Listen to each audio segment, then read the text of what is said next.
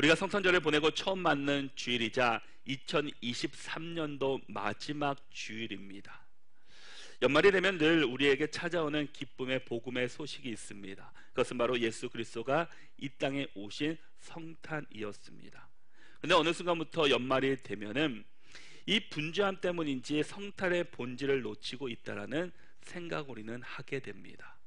성탄절을 지내서 맞이하는 첫 주일인 오늘, 우리가 아기 예수님을 만난 사람들의 이야기를 통해서 과연 우리는 예수님이 오신 이후의 삶을 어떻게 살아갈 것인가, 또 우리에게 찾아오신 예수님을 어떻게 모시고 믿음의 삶을 살아가야 되는지를 우리가 말씀을 통해 함께 나누고자 합니다. 우리가 예수님이 오신 것도 너무나 중요한 일이지만 그 오신 예수님을 우리가 어떻게 모시고 살아가느냐는 더 중요한 문제입니다. 예수님이 오시고 우리가 예수님을 만나고 예수님을 다시금 재림하시는 그 순간까지 우리가 그 사이에는 우리의 삶에 그 예수님이 온전히 우리 마음 가운을 지배하며 우리가 예수님 안에 살아가야 하기 때문입니다. 올 한 해를 이제 마지막을 예배를 드리면서 우리가 다시 한번 우리의 마음을 새롭게 함으로 또 새로운 새해를 맞이할 수 있는 복된 시간이 될 수 있기를 바랍니다. 오늘 본문인 누가복음 2장은 예수님의 탄생과 예수님이 그 성장하신 그 어린 시절에 대해서 우리에게 말씀해 주고 있습니다. 누가는 그의 복음서에서 그 예수님이 나의 구주가 되신다는 그 사실을 드러내는 여러 가지 방법으로 죄로부터 유일하게 결백한 완전한 인자로서 죄로 인하여 이 불완전한 인간을 구속하기 위하여 그 죄값을 치르시고 우리의 창조주의 원형으로 회복시키는 분이심을 우리에게 말씀해 주고 있습니다. 이러한 누가의 관점에서 완전한 인간으로서의 예수님과 불완전한 인간의 모습이 대조되면서 그들이 그 처한 사회와 종교적인 상황에 대해서 관심을 보여주고 있습니다.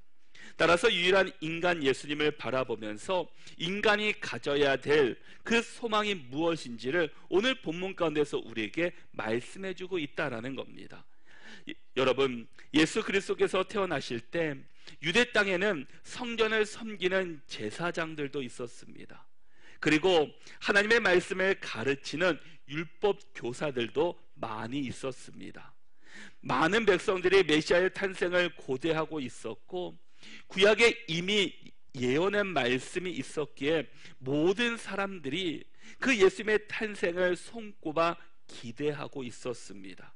그런데 하나님의 생각과 또 이스라엘 백성들의 생각이 달랐습니다. 당시 이스라엘 땅은 로마의 식민지 아래 있었습니다. 그러다 보니까 이스라엘 백성들은 속히 이 식민지의 생활에서 벗어나서 자유롭게 마음대로 살아가고 싶었습니다. 그래서 예수님이 오시면 우리를 해방시키시기 위해서 만왕의 왕으로 오신다는데, 그래서 빨리 자유를 찾아주실 분임을 그들은 기억했다라는 겁니다. 우리의 영혼을 구원하시는 분이 아니라 그들의 땅을 구원할 분으로만, 내가 지금 로마의 식민지에서 벗어날 수 있도록 자유를 주시는 분으로만 그들은 여겼습니다. 그래서 그분이 속히 오기를 기다렸다라는 겁니다. 그런데 그 예수님께서 우리에게 자유를 주시기 위해서 오시는 분은 맞는데 어떤 자유였습니까? 우리에게 죄로부터의 자유를 주시기 위해서 오신 분이 바로 예수 그리스도이십니다. 많은 사람들이 예수님의 오심을 기대하고 있지만 정작 예수님이 구원자로 탄생하셨을 때 메시아의 탄생을 알아채거나 제대로 그를 환영하고 축복한 사람은 아무도 없었습니다. 우리가 지난 시간에 말씀에서 보았듯이 예수님은 그 여간 그 아름다운 그곳에서 태어나지 아니하고 구유에 누이셔서 그곳에서 태어나신 분이셨습니다. 우리는 해마다 성탄절을 맞이하고 축하하지만 성육신의 의미를 진정으로 알고 축하하는 사람이 과연 얼마나 되겠습니까? 우리가 사는 시대는 크리스마스의 주인공인 예수님을 기다리며 감사하며 찬송하지 않는 시대가 되고 말았습니다. 오히려 이 크리스마스를 그 이익의 수단으로, 즐거움의 수단으로 여기는 사람들이 훨씬 더 많이 있었습니다. 그래서 많은 사람들이 이 성탄절이 돼서 교회 와서 하나님을 찬양하는 것이 아니라 화려한 트리가 있는, 화려한 그 모습들이 있는 그런 곳을 찾아가서 사진을 찍고 그것에서 즐거움을 느끼는 모습들을 보게 됩니다. 당시 이스라엘은 예수님의 탄생을 지금처럼 거리에서 요란한 캐롤 소링이 들리든지 아니면 다양한 행사들이 이어지는 것과는 달리 이렇게 한밤중에 들판의 목자들에게만 알려졌고, 아기 예수님은 여간이 없어서 누추한 구유에 누이셨습니다. 그럼에도 예수님은 이 땅에 오셨습니다. 누추하고 아무도 그 사람이 눕지 않는, 동물들이 먹는 그 구유에서 예수님은 탄생했지만 그럼에도 불구하고 예수님이 이 땅에 오셨습니다. 오신 이유가 무엇이겠습니까? 분명한 목적이 있다라는 겁니다. 분명한 이유가 있으셔서 예수님께서는 초라한 모습으로 오셨지만 이 땅에 오셨다라는 겁니다. 예수께서 이 땅에 오셔서 태어나시고, 이제 오늘 본문 21절의 말씀을 보시면 할례할 8일이 되며 그 이름을 예수라 하니 곧 잉태하기 전에 천사가 일컬은 바러라 라고 말씀합니다. 예수님이 태어난 지 이제 8일째가 되었습니다.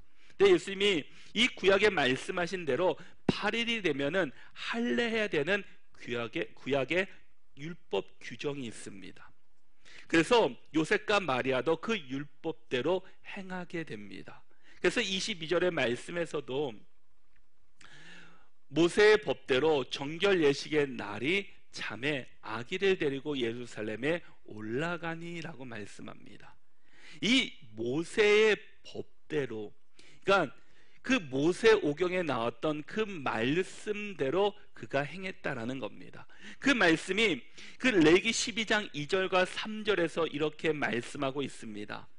이스라엘 자손에게 말하여 이르라, 여인이 임신하여 남자를 낳으면 그는 이래 동안 부정하리니 곧 월경할 때와 같이 부정할 것이요, 여덟째 날에는 그 아이의 포피를 벨 것이요 라고 말씀합니다.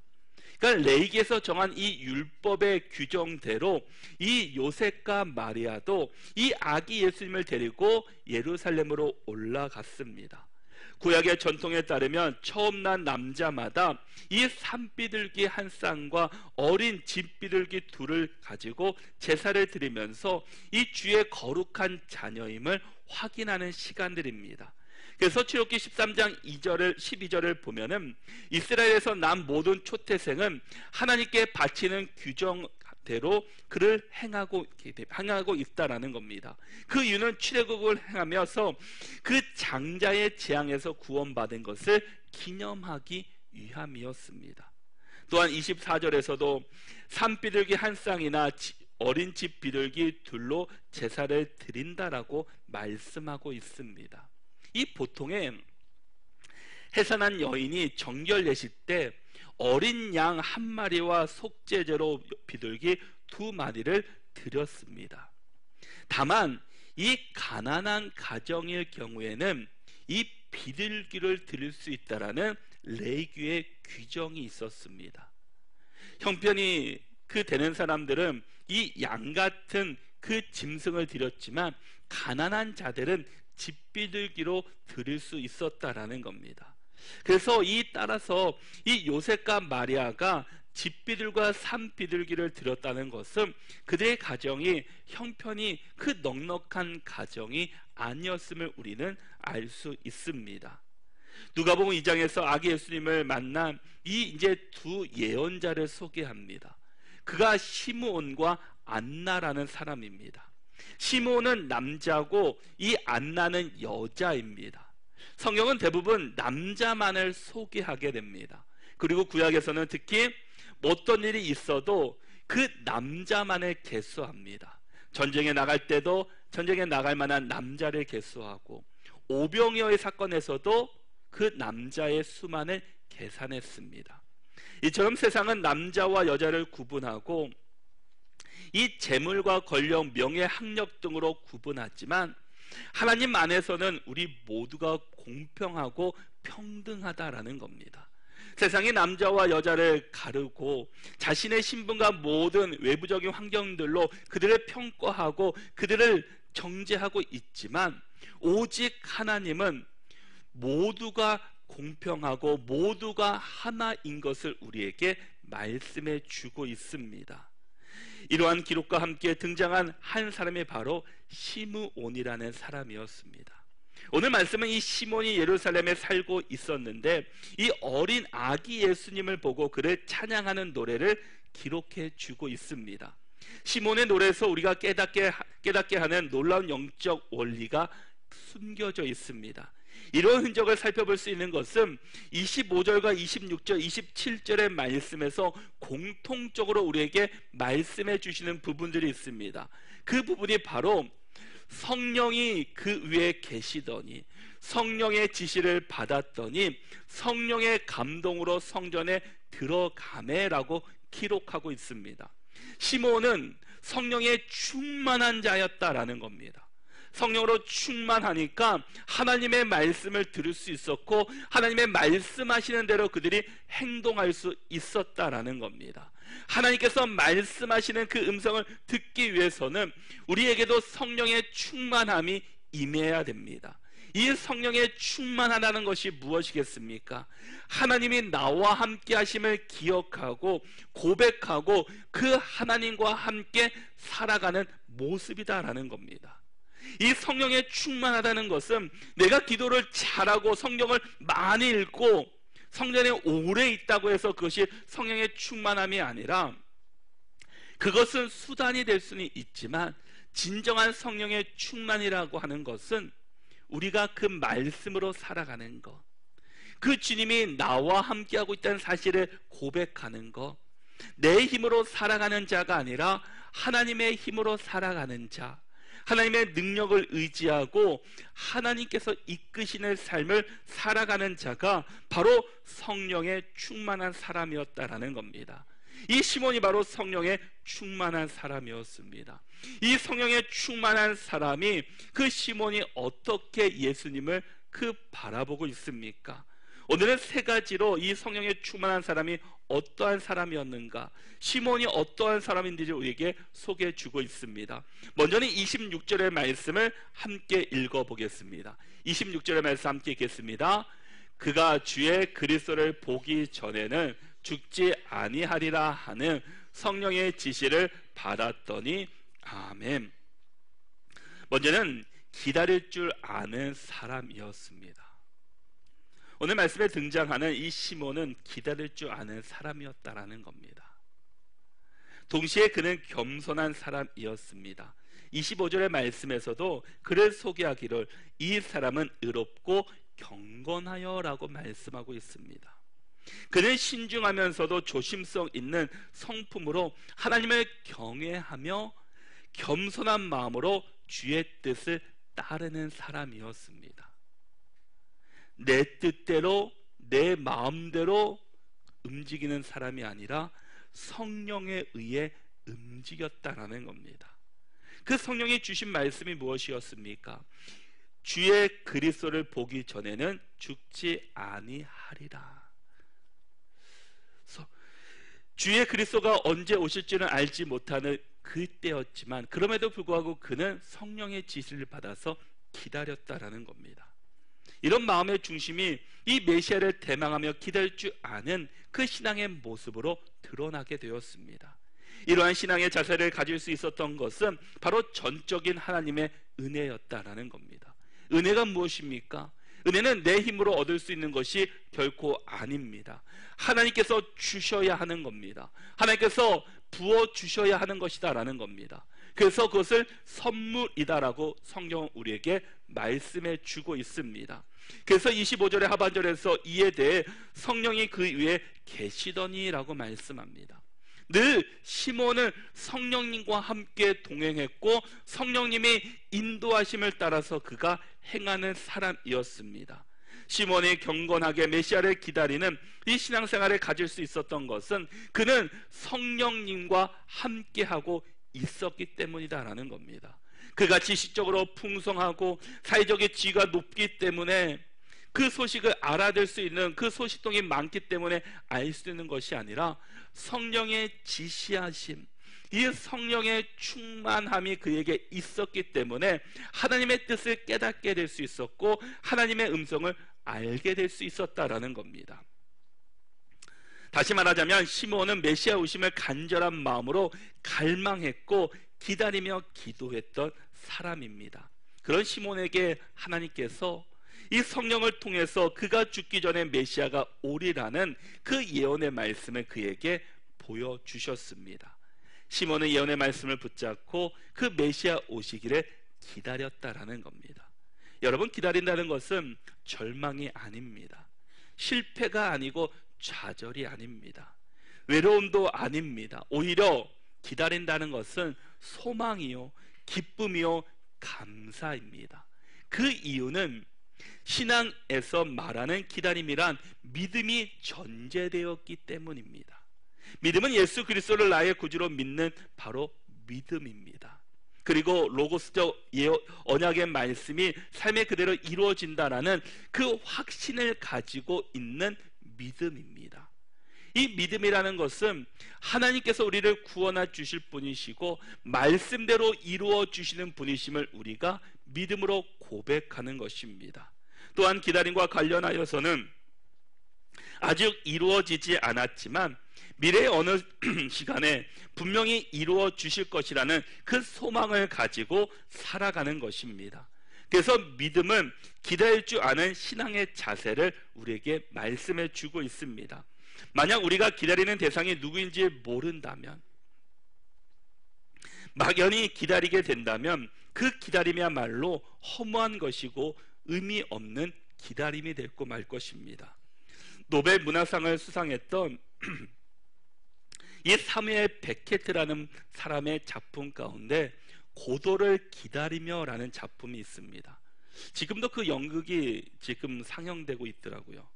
이 내용은 무엇이냐면은 이 나무 한 그루 달랑 있는 황량한 무대에 이 두 주인공이 서게 됩니다.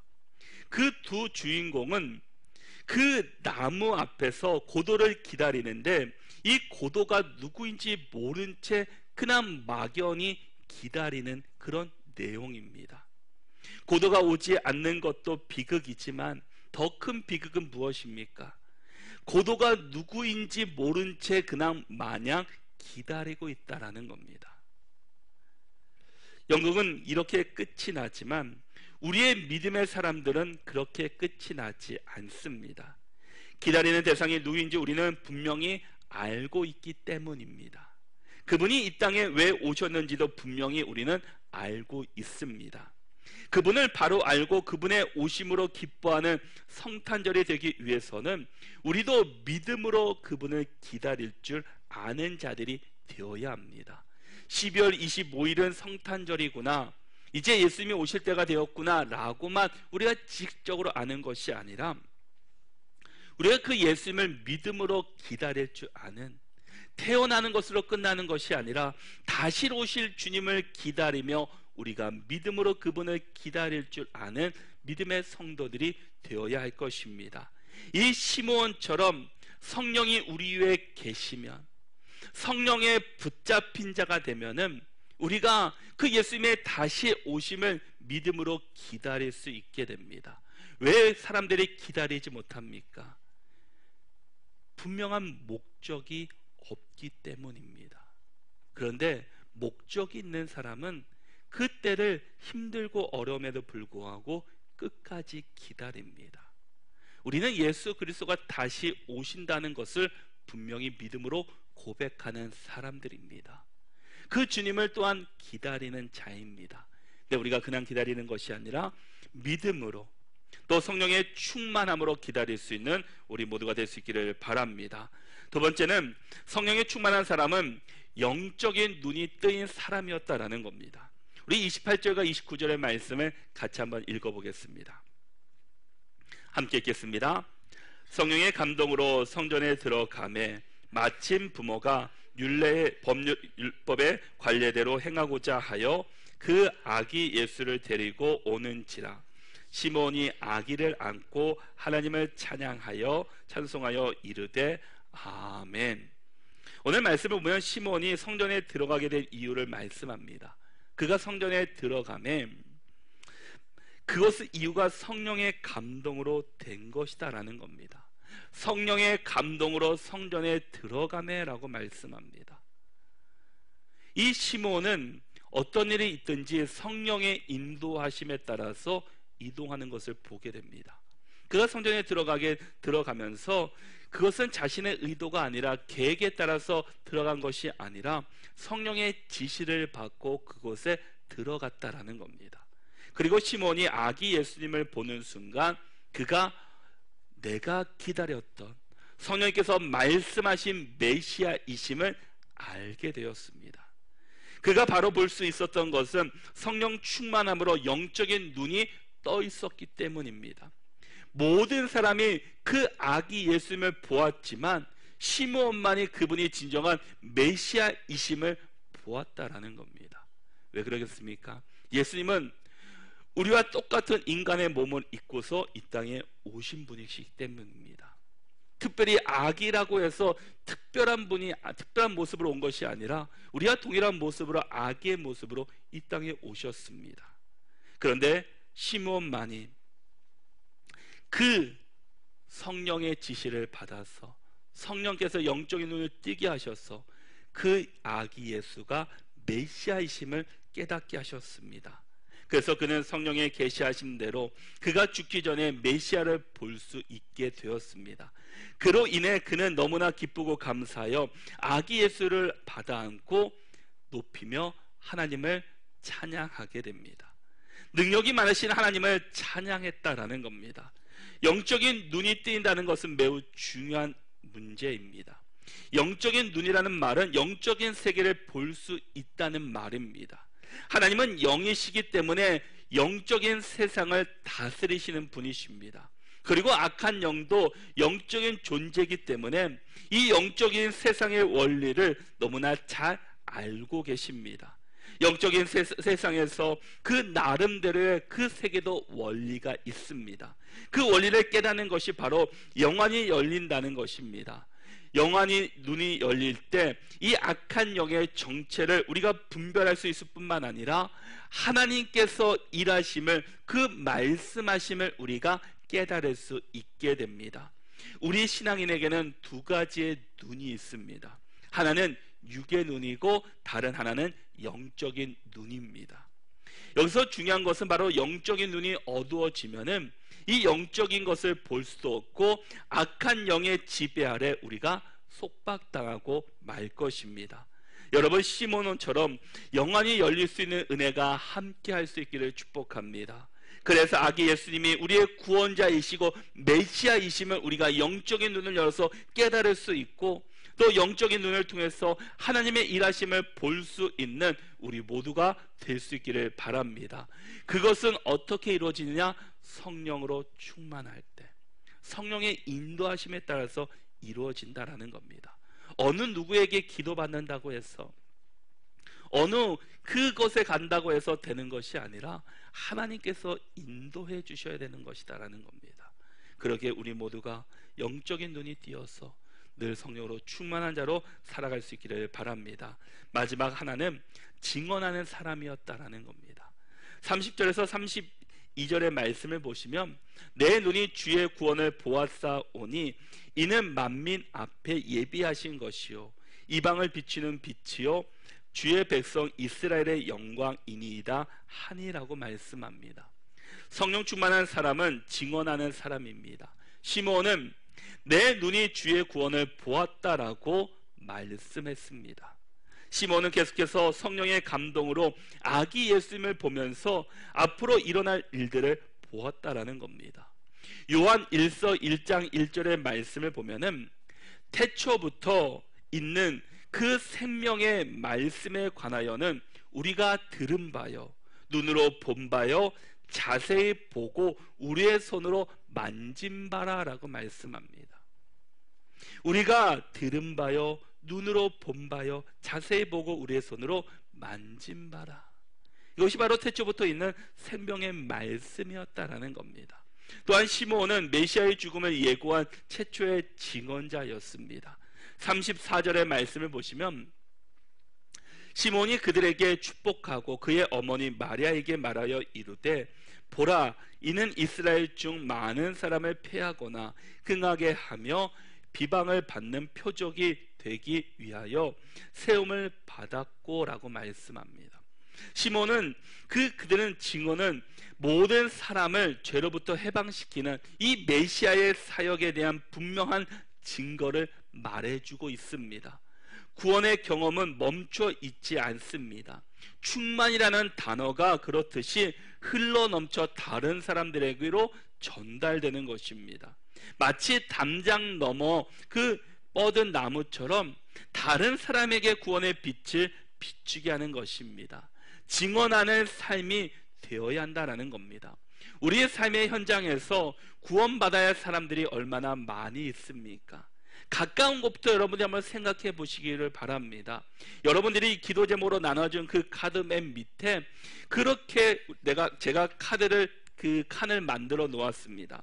내가 품고 있는 전도 대상자라는 칸을 만들었습니다. 여러분들이 한번 잘 생각해 보셔서 내가 구원을 될 분은 누구인가? 그 멀리서 찾지 마시고 가까운 데부터 이름을 적고 그를 위해서 기도할 수 있기를 바랍니다. 바로 우리가 이 시몬처럼 예수 그리스도 오심을 증언하는 자로 우리가 살아가야 합니다. 바로 그것이 우리에게 말씀하시는 하나님의 말씀이기도 합니다.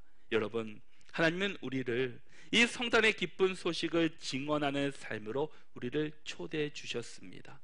우리에게 분명하게 보여주시고자 시몬을 통해서 우리에게 증언해 주고 있다는 겁니다. 간절히 바라기는 구원의 소식이 필요한 이들에게 그 건너가서 담대히 전할 수 있는 이 복음 전도의 사명을 감당하는 저와 여러분들이 될 수 있기를 바랍니다. 한국교회가 이 성탄절의 의미를 기억하며 또 예수 그리스도 오심을 기억하는 그런 일들을 많이 하고 있습니다. 나름대로 많은 노력들을 합니다. 교회 안팎에 이 화려한 성탄 트리를 만들고 장식하면서 세상에 어떤 것보다 예수님을 찬양하기 위해서 또 이런 일들을 합니다. 그런데 성탄 행사가 끝나고 나면은 우리 모두가 예수 그리스도의 오심을 무디게 받아들입니다. 하지만 예수님을 모시고 사는 일은 바로 이제부터 시작해야 합니다. 예수님이 이 땅에 오신 그 이유를 묵상하며 우리 삶 가지에 또 예수 그리스도의 길을 우리는 걸어가야 할 것입니다.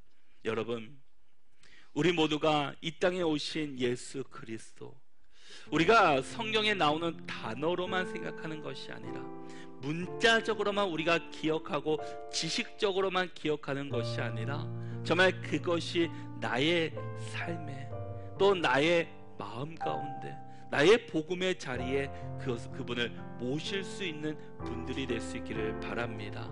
예수 그리스도의 오심은 바로 지금부터 주님의 사역이 시작하게 됩니다. 그 주님의 사역이 무엇이었습니까? 가장 낮고 낮은 자들을 위해서 이 땅에 오셨고 그들을 섬겼고 그들을 안아주시고 그들에게 복음을 전하는 일이었습니다. 예수님의 모든 사역은 자신을 높이는 사역이 아니라 하나님을 높이는 사역이었고 예수 그리스도의 복음을 전하는 사역이었습니다. 우리가 바로 그 길을 지금부터 걸어가야 합니다. 예수님이 걸어가셨던 그 길, 십자가 부활의 길을 걷기 위해 걸어가셨던 그 놀라운 시간들을 우리가 이제는 짊어지고 걸어갈 수 있기를 바랍니다. 그래서 우리 모두가 그 일을 감당하기 위해서는 우리의 삶 속에 성령으로 충만해야 됩니다. 이 성령으로 충만한다는 것은 다시 말한다면 예수 그리스도가 우리 안에 온전히 모시며 그분의 의지에서 우리가 살아가는 모습입니다. 우리 모두가 성령에 충만하셔서 하나님을 찬양하시고 하나님을 경배하시고 그 예수님께서 살아가신 그 길을 우리도 따라갈 수 있는 믿음의 성도들이 다 되시기를 바랍니다.